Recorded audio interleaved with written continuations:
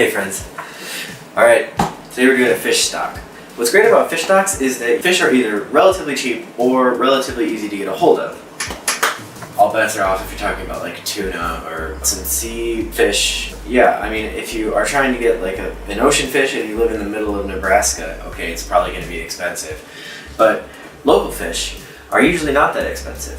One of the things that I'm for sure going to talk about at some point is chowders. You can get a fish, fillet it, and then use the carcass to make your stock. Just seems really efficient, and chowder is also delicious.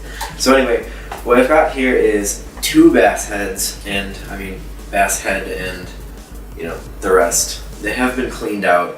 Got some garlic, mirepoix, a little bit of cumin seeds and black peppercorns, and then also some bay leaves.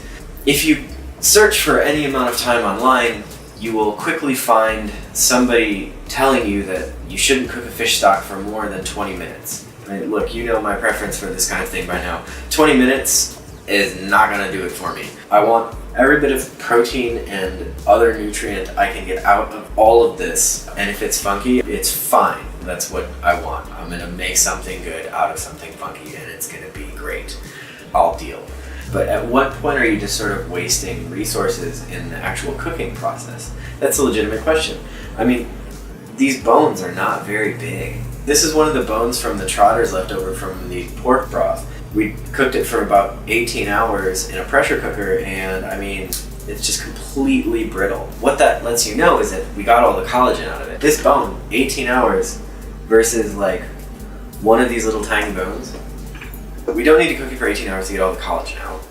And the other thing too is that if you cook all of this other stuff too long, I think you lose some of the flavor. If I was gonna cook just the aromatics in a different broth, I would only have them, for the last hour, 2 hours, maybe 2.5 tops. And that would be it. Right, that would be it. Okay, so this bone is 18 hours. These bones, I mean, this can't take more than 2 hours in a pressure cooker anyway. So my thought is we'll take all of this stuff, right, again, so I have garlic, onions, celery, carrots, bay leaves, some cumin, and black peppercorn. Throw this in the pressure cooker for an hour and a half, and I think that should do it. Let's get this all in the pot. Okay.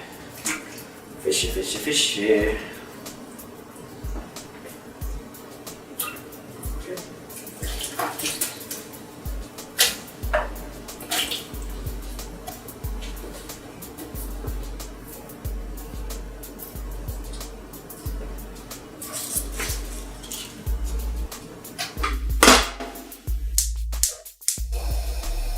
Alright, so while this thing is heating, let's just talk about cooking and science and how information gets transmitted.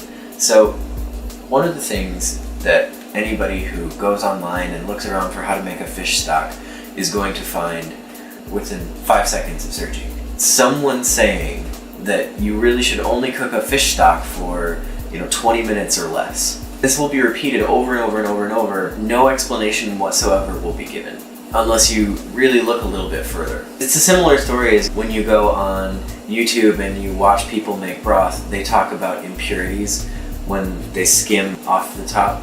Lots of people call it the same thing. I don't know if this is something that just got lost in translation, or if people are actually don't know what it is, or if they just sort of don't care to tell everybody what it is because it's complicated or something. But what the impurities are, they're just denatured protein and some fat and stuff that has collected on the top of the broth that you're making. You're not skimming poison off the top of your broth or something. It's just aesthetic for the most part. There's plenty of people that just leave that in there and it just mixes in with the broth. It doesn't really affect anything besides the color. But I mean, everything I do is always the heartiest version of everything that you can possibly do. So back to the fish stock.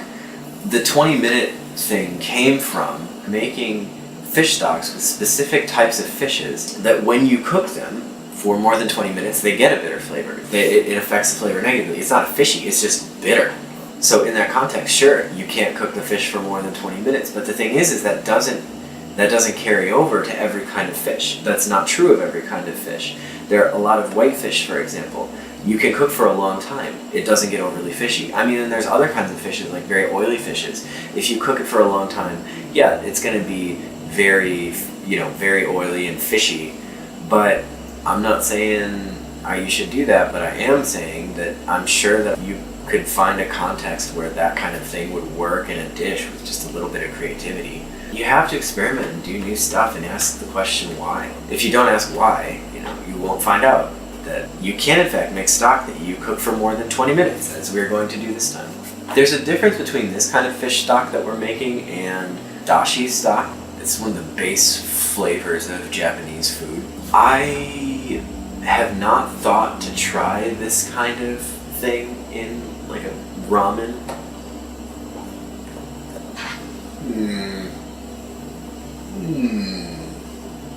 I'll have to think about this.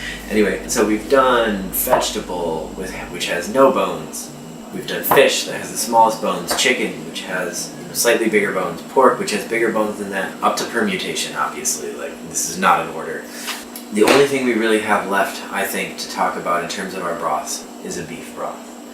Fish bones, not big. Beef bones are big, and we will cook that for a long time.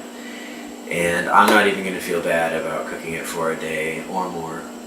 Alright, so I'll see you in about 2 of my hours, which is actually just a second in magical internet time.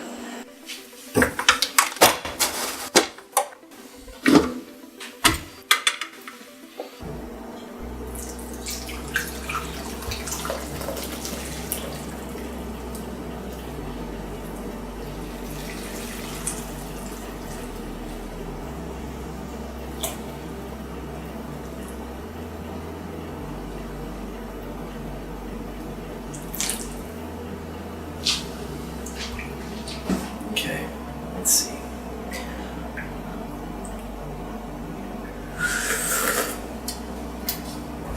Truly, I can have my fish cake and eat it too.